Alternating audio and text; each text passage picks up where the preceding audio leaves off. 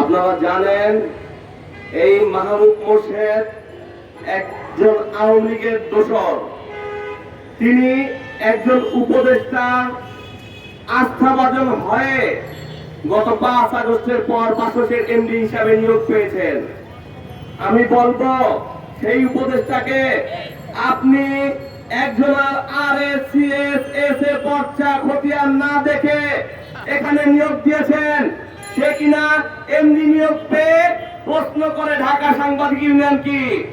মাহমুদ মোর্শেদ সাহেব, আপনার উদ্দেশ্যে বলতে চাই, ঢাকা সাংবাদিক ইউনিয়ন হলো 90 স্বৈরাচার বিরোধী আন্দোলনে রাজপথে যখন কোন রাজনৈতিক দল মিছিল বের করতে পারে না, তখন ঢাকার সাংবাদিক ইউনিয়ন রাজপথে মিছিল করেছে স্বৈরাচারের বিরুদ্ধে। ঢাকা সাংবাদিক ইউনিয়ন কি আপনি জানতে চান? ঢাকা সাংবাদিক ইউনিয়ন হলো গত 17 বছর রাজপথে ফ্যাসিস্টের বিরুদ্ধে চোখে চোখ রেখে কথা বলা পেশাজীবী সংগঠন। আপনি যেহেতু ঢাকা সাংবাদিক ইউনিয়নকে চিনেন না, সাংবাদিকদের স্টেক হোল্ডার প্রতিনিধিত্বকারী সংগঠন সম্বন্ধে আপনার ধারণা নাই, আপনার এই বিএসএস এর এমডি হিসেবে থাকার কোনো অধিকার নাই। আপনি পুলিশের ভয় দেখান।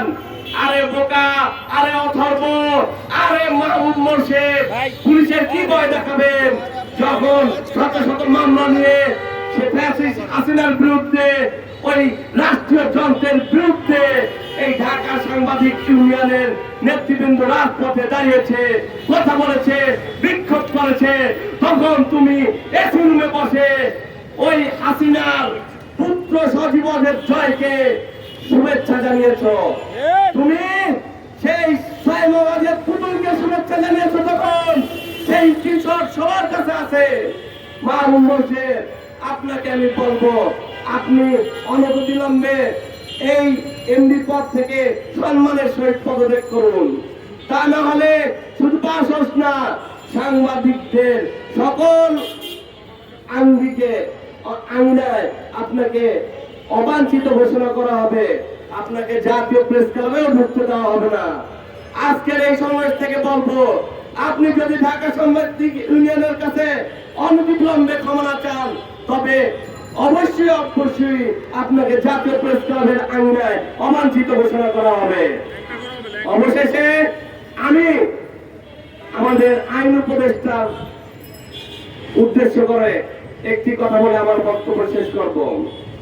মহামান্য আইন উপদেষ্টা, আপনার সম্বন্ধে বাজারে চাওয়া আছে, আপনি নাকি মাহমুদ মোর্শেদকে নিয়োগ দিয়েছেন।